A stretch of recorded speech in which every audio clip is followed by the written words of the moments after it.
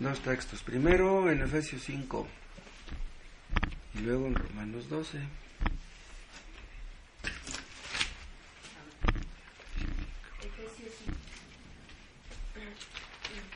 Tanto, no seáis insensatos, sino entendidos de cuál sea la voluntad del Señor. En el 15 había dicho: mirad pues con diligencia cómo andéis, no como necios, sino como sabios. Como hijos de Dios, pues Dios está esperando que seamos sabios, ¿no? Que actuemos con sabiduría. Dice en el 17: por tanto, no seáis insensatos o necios, sino entendidos de cuál sea la voluntad del Señor. Estamos otra vez en el tema de la guía divina. Estábamos viendo cuando Eliezer hace una oración y dice: habiéndome guiado Jehová. Fue así que encontró a Rebeca y entendió que era la esposa que Dios había decidido. Padre, qué bueno que podemos reunirnos, te damos gracias por eso. Lo muestras, Padre, lo manifiestas de muchas formas. Ahora te pedimos que sea de ayuda, que sea de bendición para nuestras vidas. Amén.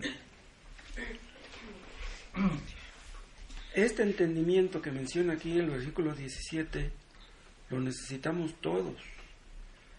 Porque díganme, ¿de qué serviría leer, escuchar predicaciones y tener mucha experiencia en las cosas de Dios si no entendemos cuál sea la voluntad del Señor para nosotros? O sea, si no entendemos cuál es la voluntad de Dios para nosotros, entonces somos insensatos. Entonces no somos sabios, somos necios. Imagínense vivir 60, 70, 80, 90, 100 años y no haber hecho la voluntad del Señor. Entonces, ¿para qué vinimos al mundo si no vinimos a eso? Es posible que estemos orando y que estemos pidiéndole cosas a Dios sin saber por qué le estamos pidiendo lo que le estamos pidiendo. ¿Saben por qué es posible que no lo sepamos? Porque nuestro corazón nos engaña y no nos damos cuenta. ¿Por qué le pedimos a Dios lo que le pedimos?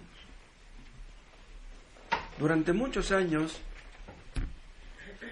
nuestra mente estaba centrada en nosotros mismos.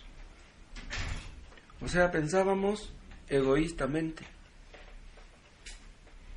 O sea, nos acostumbramos durante años a ser egoístas.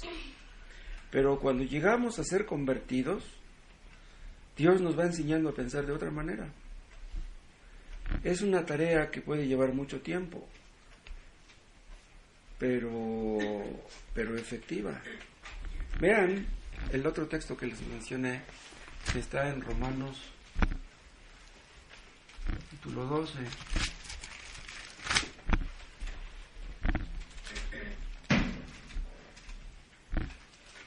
Romanos 12:1. Así que, hermanos, os ruego por las misericordias de Dios que presentéis vuestros cuerpos en sacrificio vivo, santo, agradable a Dios, que es vuestro culto racional.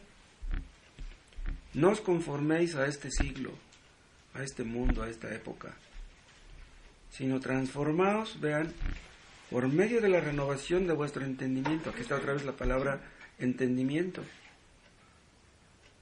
¿Para qué?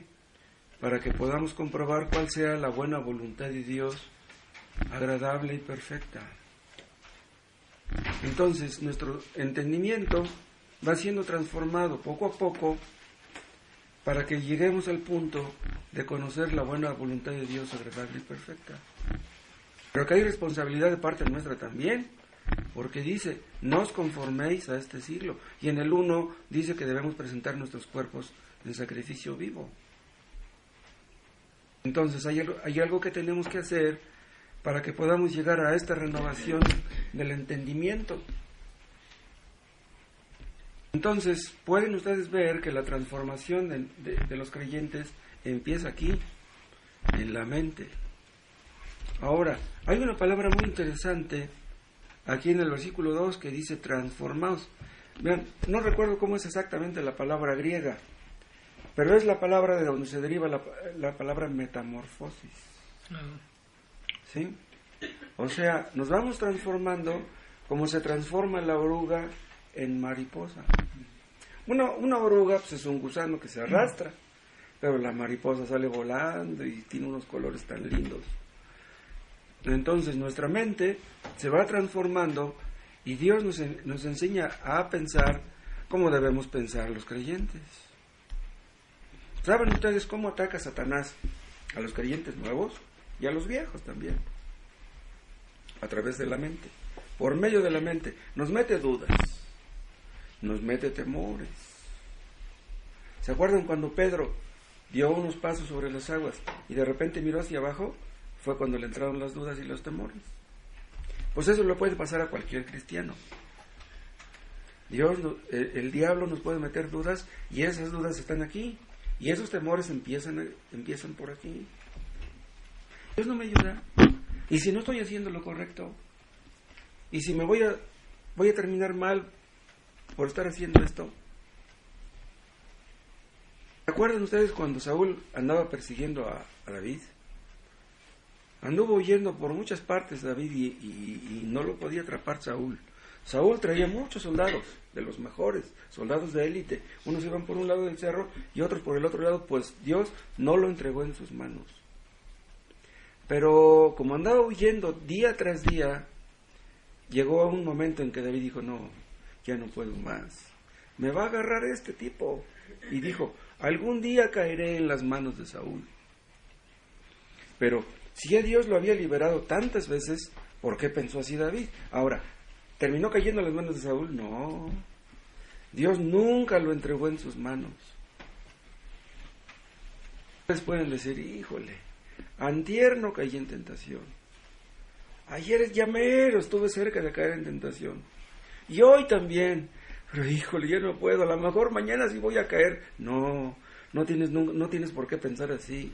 Si Dios te ayudó antier, te ayudó ayer y te ayudó hoy, te va a ayudar mañana, hombre, no te preocupes. Tú ora, pídele a Dios que te ayude a no caer en tentación y no vas a caer. Dios nos va dando discernimiento poco a poco. Dios nos va enseñando a obedecer poco a poco. Dios quiere que seamos llenos del conocimiento de su voluntad. No me acuerdo dónde está ese texto. Que seamos llenos del conocimiento de su voluntad. O sea, Dios quiere que no tengamos ninguna duda de que lo que estamos haciendo es la voluntad de Dios. Entonces, vean, la guía divina es algo inteligente. Apela a la razón. Si ya Dios me ayudó antes, ¿por qué no habría de ayudarme después? Otra cosa, díganme, ¿no se han dado ustedes cuenta que si miran hacia atrás, retrospectivamente, pueden darse cuenta que Dios los iba guiando antes? Entonces, si vemos la mano de Dios en nuestras vidas, que nos iba guiando antes, ¿cómo no nos va a guiar después, más adelante? Incluso, vean, cuando éramos inconversos, Dios nos guiaba. No estoy diciendo que nos guiaba en el pecado, pero nuestras vidas estaban en sus manos antes. Si siendo inconversos, nuestras vidas estaban en sus manos, ¿cómo es posible que ahora ya no? La voluntad de Dios está metida no solamente en la vida de los creyentes, está metida en la vida también de los inconversos. Todos los que son predestinados para salvación, Dios los cuida desde que nacen hasta que llegan a ser salvos. Los ángeles están cuidando a los escogidos. Pero no solamente está impuesto en la vida de los escogidos, también en la vida de los reprobados. O sea, los que nunca van a ser salvos tienen un plan, tienen un propósito, porque están donde están. Aún si nunca van a ser salvos, Dios los ha puesto ahí donde están. Vimos un versículo hace 8 días que dice, la voluntad de Dios es vuestra santificación. ¿Qué quiere decir eso? Que la voluntad de Dios es que nos apartemos de todo pecado. Y es así que somos santificados. Y hay otra cosa que Dios quiere de nosotros, que seamos agradecidos. Dad gracias en todos, dice, porque esa es la voluntad de Dios para vosotros en Cristo Jesús. Debemos ser agradecidos en todo lo que tenemos, en nuestra situación. Pero vean, hay cosas respecto de la voluntad de Dios que a veces no podemos discernir. Hay veces que estamos confundidos y no sabemos qué decisión tomar. Podemos pensar que Dios está haciendo algo en nosotros, pero no sabemos qué pretende y le decimos: Señor, ¿qué quieres de mí? ¿Qué quieres enseñarme? No entiendo. Yo siento como que quieres decirme algo, pero no entiendo claramente qué me quieres decir. Por ejemplo, vamos a suponer que ustedes tienen un problema muy fuerte y antes de que se les quite, ¡pum!, les llega otro. Y luego una enfermedad, y luego una deuda. Y ellos dicen: bueno, ¿qué pasa? ¿Me quiere decir Dios algo? Bueno, pues es posible que Dios nos quiere decir algo y que no entendamos qué es eso. A lo mejor Dios quiere que dejemos de hacer ciertas cosas, pero no se nos prende el foco, no entendemos qué. Señor, dime, ¿qué quieres que haga? Yo quiero estar seguro de lo que tú me quieres decir. Hay ocasiones que se nos acerca una persona y nos pide un consejo. Y pues a lo mejor podemos llegar a pensar que hemos dado buenos consejos. Ay, qué buen consejo le di a ese fulano que me pidió un consejo. Pero ¿saben una cosa? Es posible que hayamos aconsejado a otros que hicieran cosas que nosotros no hemos hecho. Entonces, ¿con qué cara damos consejos que nosotros mismos no seguimos? Dios está obrando en la vida de todos los suyos. Recuerden cuando hemos visto el tema del matrimonio. Dios nos da la esposa, Dios nos da la pareja que necesitamos. No nos da la pareja que nos gusta o que nos gustaría que fuera. No, nos da la pareja que necesitamos. Y si yo entiendo eso, si yo entiendo que mi pareja me la dio Dios con un propósito, todo será más fácil. Porque entonces yo le voy a decir a Dios: Señor, yo te doy gracias por mi viejita, por la esposa que me has dado. Entonces, si estoy agradecido con mi viejita, pues ¿cómo voy a estar con un cuchillito de palo con ella? No, yo tengo que tenerle paciencia. Si yo veo que comete errores, y los va a cometer porque pues es un ser humano, pues de todos modos yo la voy a comprender y pues voy a pasar por alto sus defectos. Vean ustedes cómo esa metamorfosis se va produciendo poco a poco. El cambio que se produce en la mente se va produciendo poco a poco. Ahora, si hemos estado metidos en una circunstancia que no nos gusta, y si le decimos: Señor, ¿qué pasa contigo? ¿Qué no ves que estoy en problemas? No se les olvide que el problema no está en Dios. Nunca está en Dios. El problema está en nosotros. Dios nos obliga a crecer. Dios nos obliga a madurar. Dios nos ordena andar por fe, no por vista. Entonces Dios nos va a meter en circunstancias para que aprendamos a ser pacientes. Y ¿saben una cosa? Cuando aprendemos paciencia, eso es algo muy grande. Es que somos impacientes por naturaleza. A veces actuamos como niños berrinchudos. ¿Cómo actúa un niño berrinchudo? Pues quiere que las cosas sean como él quiere y a la hora que él quiere. Pero no podemos hacerle un berrinche a Dios. A nosotros no nos caen bien los niños berrinchudos.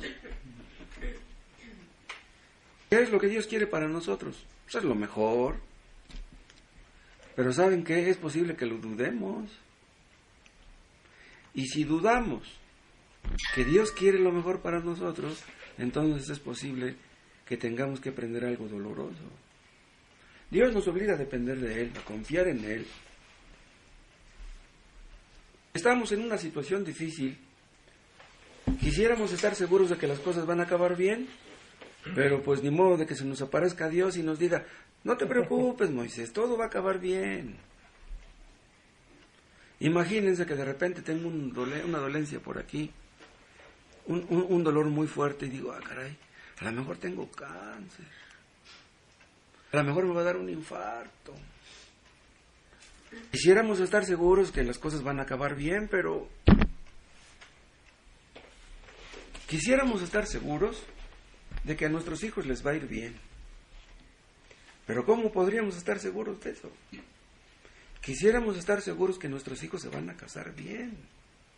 Debemos andar por fe. Y andar por fe implica que no vamos a tratar de manipular a Dios. ¿Cómo vamos a manipular a Dios? ¿Cómo vamos a obligar a Dios a que haga las cosas como nosotros queremos? Hay maridos que son muy manipuladores. Hay esposas que son muy manipuladoras. O sea, que quieren algo y saben cómo sacárselo a su marido. Y hay maridos igual, que hacen cualquier cosa para salirse con la suya. Pero a Dios no le vamos a hacer eso. ¿Se acuerdan ustedes de Isaac? Isaac ya sabía que la bendición era para Jacob. Dios le había dicho que la bendición iba a ser para el menor, no para el mayor. El mayor era Esaú. Eran gemelos, pero el primero en nacer fue Esaú. Pero Dios había dicho que la bendición iba a ser para Jacob. Pero ¿se acuerdan que Isaac quiso manipular a Dios? Dice, no, tiene que ser la bendición para Esaú. No. Le dijo Dios, estás equivocado, Isaac. La bendición va a ser para Jacob. Pero ¿por qué Isaac quiso cambiar las cosas? ¿Saben por qué? Porque en el fondo de su corazón él pensaría que Dios había cometido un error. No, la bendición debe ser para el mayor, no para el menor. Díganme, ustedes cuando están orando, ¿realmente están contentos con lo que Dios les ha dado? ¿Están contentos con su situación? ¿Están contentos con las cosas que tienen? Aunque carezcan de esto y de aquello, ¿están ustedes contentos? Una persona que está contenta con lo que tiene no se precipita fácilmente. Hay personas que piden un consejo, pero antes de pedirlo ya tomaron una decisión. Entonces, si ya tomaron una decisión, ¿para qué piden un consejo? Les damos un consejo a algunos y no les gusta. Bueno, entonces, ¿para qué me pides un consejo? Pues, si vas a hacer lo que tú quieres, pues hazlo. Si les damos un consejo bíblico, no les gusta, pues entonces, ¿para qué nos pides un consejo? Supongamos que yo le pido a Dios en oración y le digo, Señor, haz tu voluntad en mi vida. Que yo haga lo que tú quieres, que yo haga lo que tú me digas. Pero realmente es así. ¿No será más bien que en el fondo yo quiero que Dios haga mi voluntad y no yo la de Él? Le pides a Dios que te dé una pareja, pero tú haces y deshaces para tener tal pareja. Si tú le has pedido a Dios una pareja, pues espera, confía en Dios, Él te va a dar la que te tenga que dar. Porque si tú andas haciendo esto y andas haciendo aquello para salirte con la tuya, olvídate. Dios nos va enseñando a confiar en Él. Va moldeando nuestro carácter. Dios nos va dando capacidades y habilidades. Vean, necesitamos tanto capacidades como habilidades. Dios nos va capacitando poco a poco para hacer su voluntad. Pero vean, un hombre puede creer que tiene una habilidad para hacer algo, pero no el carácter. ¿De qué serviría, díganme, tener una habilidad para hacer algo, pero no tener el carácter?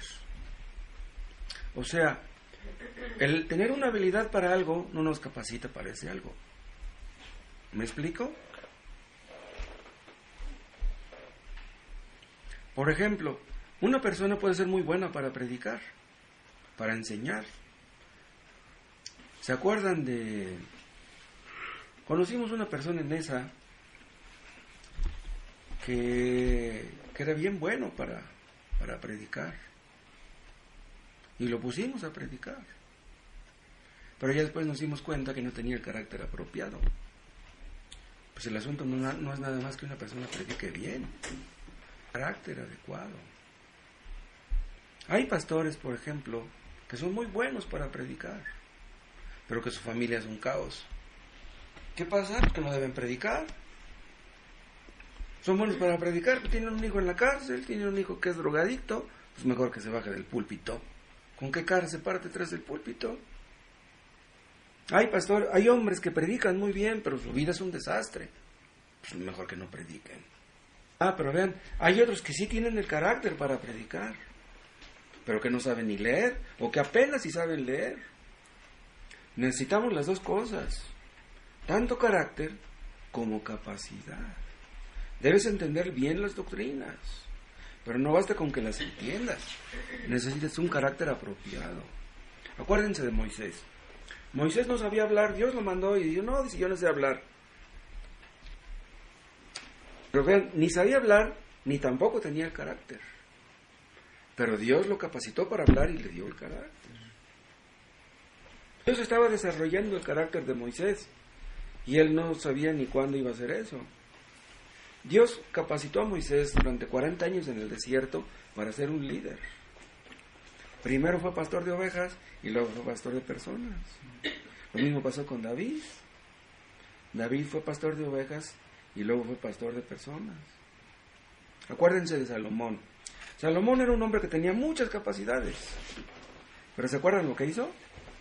Salomón hizo lo que le dijo a otros que no hiciera. ¿Con qué cara le decimos a otros, no peques? Y luego nosotros pecamos. ¿Saben qué es lo que más le preocupa a Dios de nosotros? Bueno, si cabe la palabra preocupar, porque Dios no se preocupa. Y vinieron. Dios está desarrollando nuestro carácter poco a poco. Eso puede llevar mucho tiempo.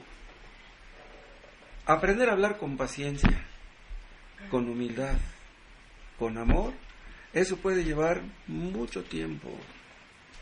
Pero no solamente Dios está desarrollando nuestro carácter, también nuestras habilidades. Necesitamos entender las doctrinas. Imagínense, un creyente que tiene 20 años leyendo la palabra de Dios y le hacen una pregunta y no le sabe contestar. Bueno, un creyente nuevo pues, se comprende que no sepa contestar, pero uno que ya tiene 20 años leyendo, no, pues ¿cómo? Sería tanto como preguntarle a uno de secundaria la tabla del 2 y que no se la supiera. Oye, pues ¿cómo es posible eso? ¿No? ¿Qué es lo que hace que un cristiano sea maduro en sentido espiritual? Dios quiere conducirnos a la madurez, que no seamos niños berrinchudos. Dios quiere que seamos creyentes maduros. Vamos a ver algunas características de la madurez espiritual. Estamos en Romanos 12.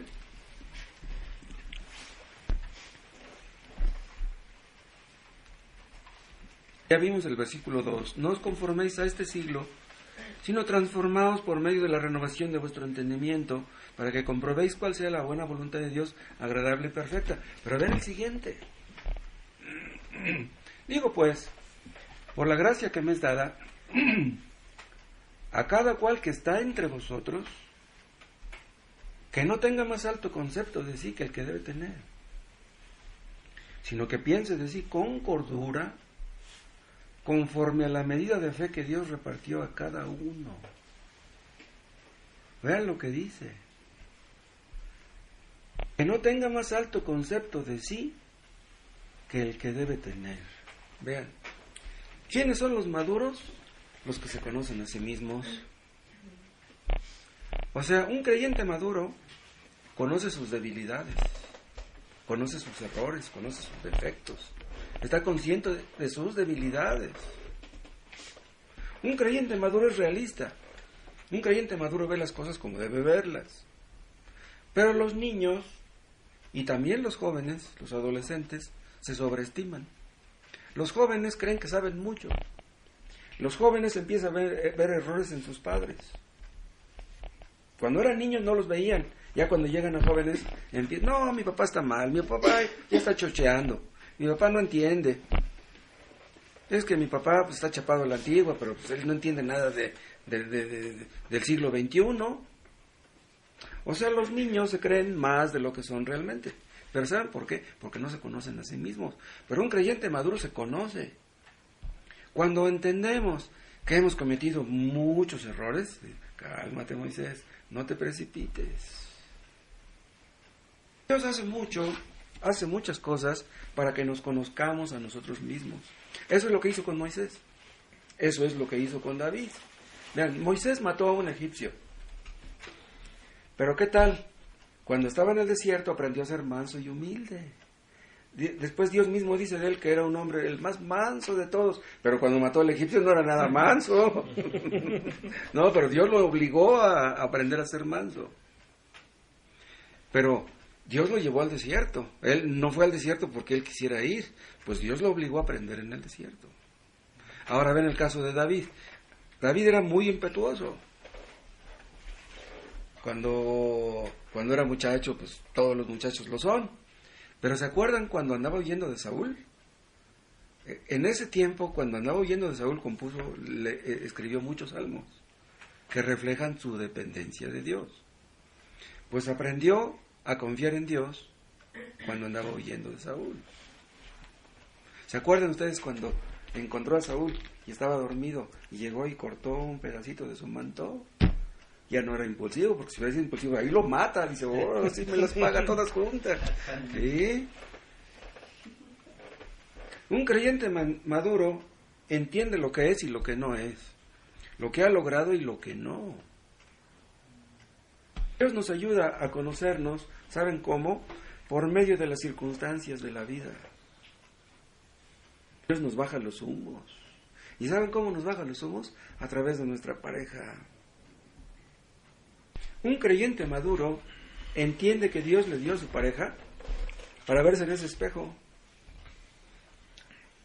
¿Saben qué es lo que hace nuestra pareja? Corrige nuestra visión espiritual, nuestra visión defectuosa. Nuestra pareja nos está observando, nos está analizando, nos corrige. Pues tenemos que aprender a vivir con eso. Pero un soltero llega a su casa a lo que quiere, gasta el dinero en lo que quiere, y si no llega a su casa, pues mis papás ¿se resignarán? No, pero el casado no puede hacer eso. El casado tiene que aprender a vivir bajo la observación de su pareja. A ver, ¿por qué llegaste hasta ahorita? ¿Y por qué no me llamaste por teléfono? ¿Por qué no me dijiste dónde andabas? ¿Por qué no le pusiste crédito a tu teléfono? A ver. Acuérdense de José. Dios le dio sueños, pero pues él estaba jovencito. ¿Y qué pasó? Pues, sus hermanos lo echaron en un foso. ¿Cuánto aprendería José ahí en ese foso? Ya después, pues la libró, no lo mataron, pero pues fue a la casa de Potifar y pues por un tiempecito estuvo bien, porque estaba comiendo bien y durmiendo bien. Pero ¿qué tal después? En la cárcel, creo 4 años, ¡wow! ¡Qué tremendo fue aquello! ¿Cuánto aprendió José en la cárcel? Y recuerden, acuérdense de David. ¿Se acuerdan cuando Saúl levantó una lanza y se hizo un lado y quedó la lanza por acá clavada? Todo lo que aprendió David eso. Aprendemos de las cosas que nos humillan. Un creyente maduro debe ser realista y no idealista. Los creyentes maduros no fingen, no aparentan. Los creyentes maduros no se autopromueven. Los creyentes maduros no tratan de engañar a nadie. Y si lo alaban, no se entusiasma si lo alaban. ¿Saben ustedes por qué los orgullosos odian la crítica? ¿Saben por qué? No buscan la gloria de Dios. Si buscamos la gloria de Dios y nos critican, bueno, pues que digan de mí lo que quieran. Estamos buscando la gloria de los hombres. Cuando nos critican aprendemos mucho. Un creyente inmaduro tal vez cree que es listo para todo. ¿Ustedes creen que hay personas que sean listas para todo? No. ¿Saben qué? Todos somos listos para unas cosas y tontos para otras. Todos así somos. ¿Cómo se llamaba el sabio aquel de la teoría de reloj? Él era listo para las matemáticas, pero para otras cosas era bien tonto. Y así pasa con todos. Moisés le dijo a Dios, yo no sé hablar, pero luego aprendió. ¿Sí? Dios te enseñará a desarrollar una capacidad que ni sospechabas. Otra cosa, los creyentes maduros saben qué llegan a hacer. Llegan a aceptar a los demás. Un creyente inmaduro compite con los demás. Se siente superior a los demás. Debemos llegar al punto de cooperar con los demás. Hay personas que no pueden trabajar con nadie si no reciben el crédito. Quieren destacar, quieren la gloria para ellos, tienen su agenda personal. quieren reconocimiento, quieren alabanza. Y si no la tienen, entonces no hacen nada. Hacen su berrinche si no los alaban, si no los toman en cuenta, si no los nombran el capitán del equipo. Siguen siendo niños.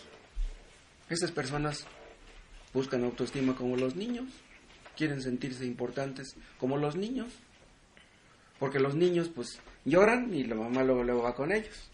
Y hay ya adultos así que quieren hacer su berrinche para que vayan y les apoyen. Hay personas que hacen lo que hacen, ¿saben por qué? Motivados puramente por su ego, no por el amor al prójimo, es por el amor propio. Un creyente que madura, un creyente que crece,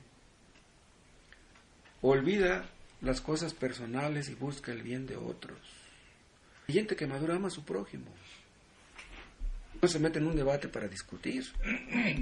No se mete en un debate para demostrarle al otro que sabe más que el otro. No. Busca el bien del otro, su salvación. Los que llegan a este punto son útiles, no conflictivos. A ese punto debemos llegar todos, a ser útiles a nuestros semejantes. Otra cosa, los creyentes maduros asumen su responsabilidad.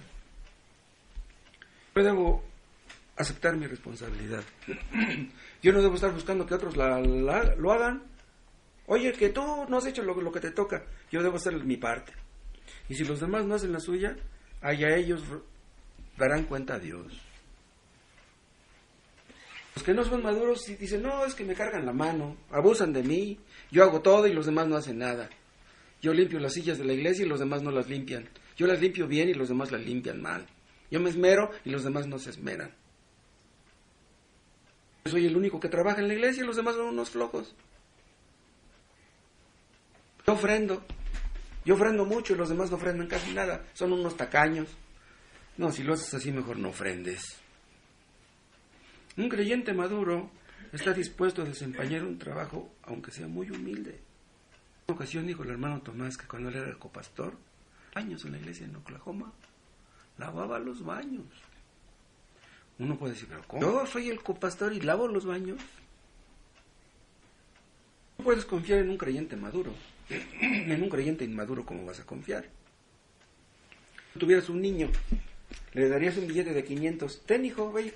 Un niño de 5 años. Ten, hijo, ten este de 500. Ve y cómprame unos chicles ahí en la tienda. No, es como, vete de esos. Los que son maduros le dan la bienvenida a cambios en su vida. ¿Por qué? Porque entendemos que Dios usa esos cambios para obligarnos a aprender y a crecer. Hay ocasiones en que nos topamos con obstáculos que exigen cambios. Tenemos que asumir cargas, responsabilidades. ¿Quieres ser un líder? Está bien. Pero si quieres ser un líder, tienes que entender que el liderazgo implica muchas cosas. Sacrificio. Tienes que hacer algo. No quieres destacar y no quieres hacer esas cosas. Un líder acepta la culpa aunque no la tenga. Los líderes son vistos como culpables, aunque no lo sean. ¿Recuerdan cómo le decían los israelitas a Moisés? Dice, ¿por qué nos sacaste de Egipto? Lo sacó Moisés de Egipto, quien lo sacó fue Dios. ¿Cómo no entendían ellos que el que los había sacado era Dios, no Moisés? Pero le echaban la culpa a Moisés. ¿Por qué? Porque a Moisés lo veían y a Dios no. ¿Están ustedes dispuestos a ser mal vistos? ¿A ser mal interpretados? Otra cosa, los líderes muchas veces no reciben el crédito. Moisés ni siquiera entró a la tierra prometida, ni siquiera metió a los israelitas a la tierra prometida. A Cristo le echaron la culpa, ¿pero culpa de qué? Él no tenía culpa de nada.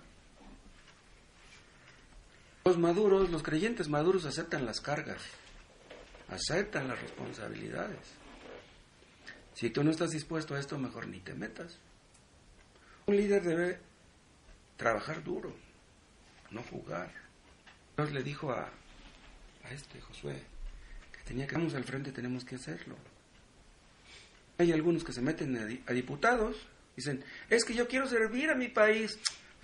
Mentirosos, lo que quieren es que el pueblo los mantenga, que quieren servir a su país. Vean en Hebreos, en el capítulo 5,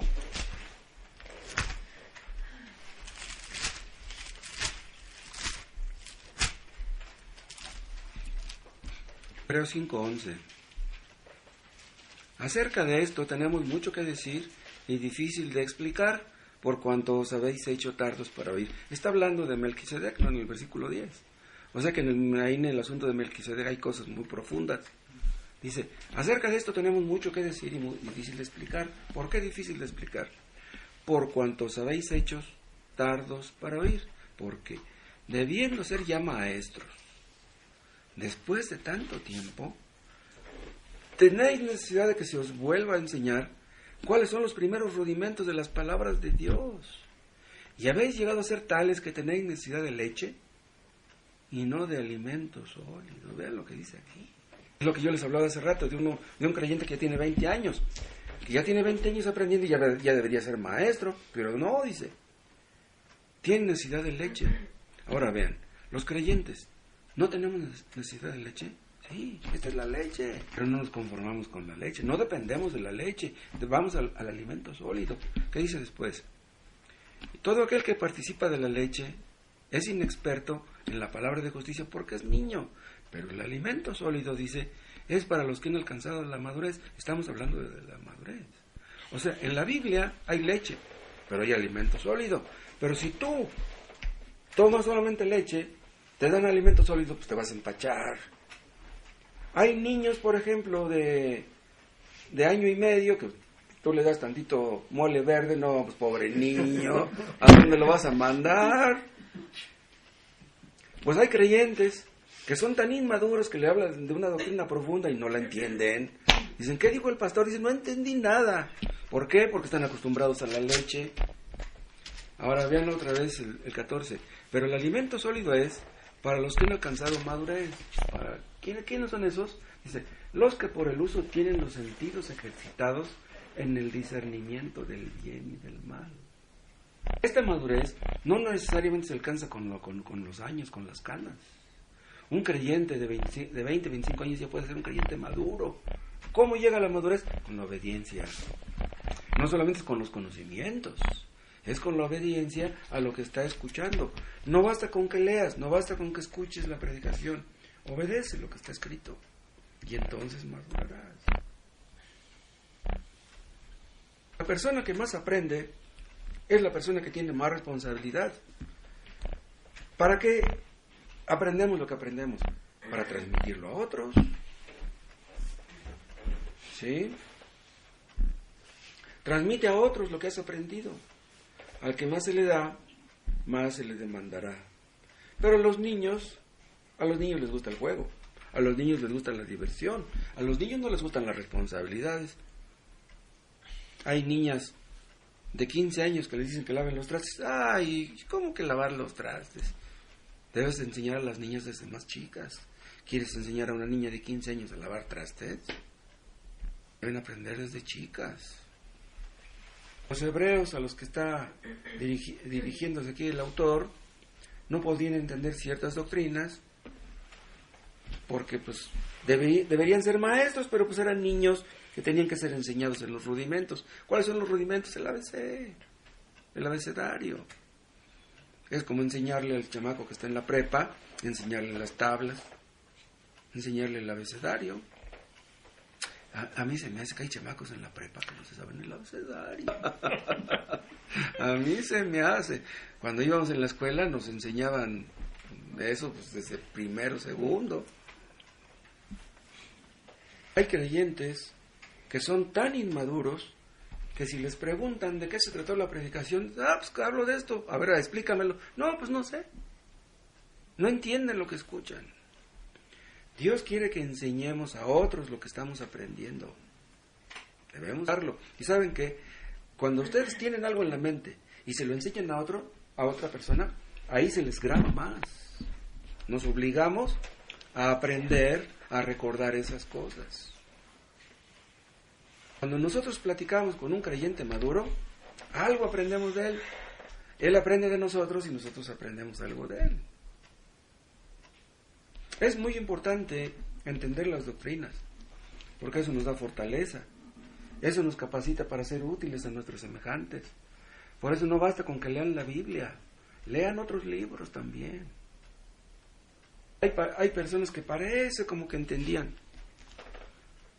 pero que de repente son llevados por todo viento de doctrina. ¿Qué quiere decir eso? Pues que no entendieron, porque si hubieran entendido no hubieran caído en la trampa.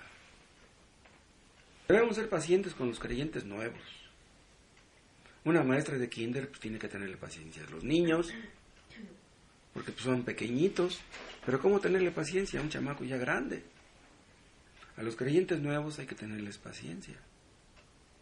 Un niño de 5 años, si le damos pura leche, no va a crecer. Un niño de 5 años necesita alimento sólido. Y un creyente maduro necesita alimento sólido. Si no entendemos las doctrinas como se debe, entonces ¿saben qué va a pasar? Que vamos a menospreciar a Cristo, vamos a menospreciar al Espíritu Santo. En Hebreos 5,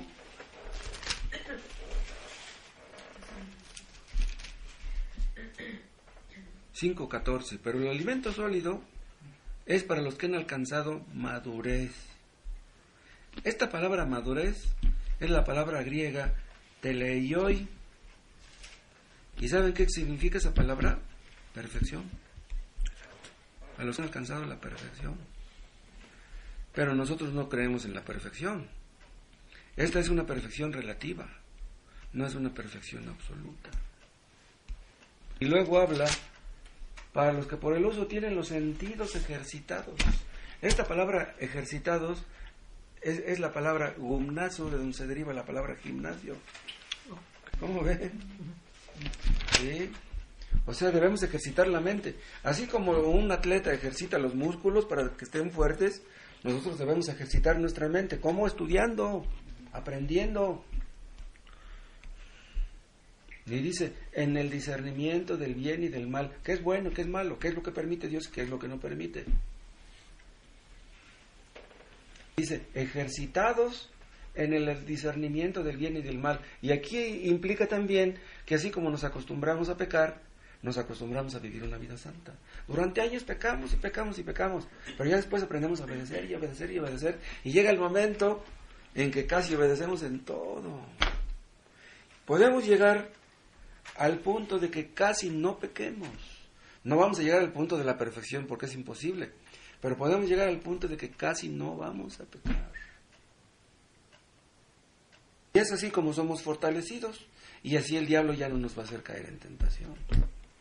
¿Cómo somos fortalecidos? Con la sana doctrina. La doctrina falsa no fortalece a la gente. Las personas que están metidas en religiones falsas parece como que avanzan. Dicen algunos, ya tiene un año que no tomo. Y creen que porque ya no toman, ya están bien. No, eso no garantiza que estés bien. Qué bueno que no tomes, pero no confíes en eso. En Estados Unidos han agarrado a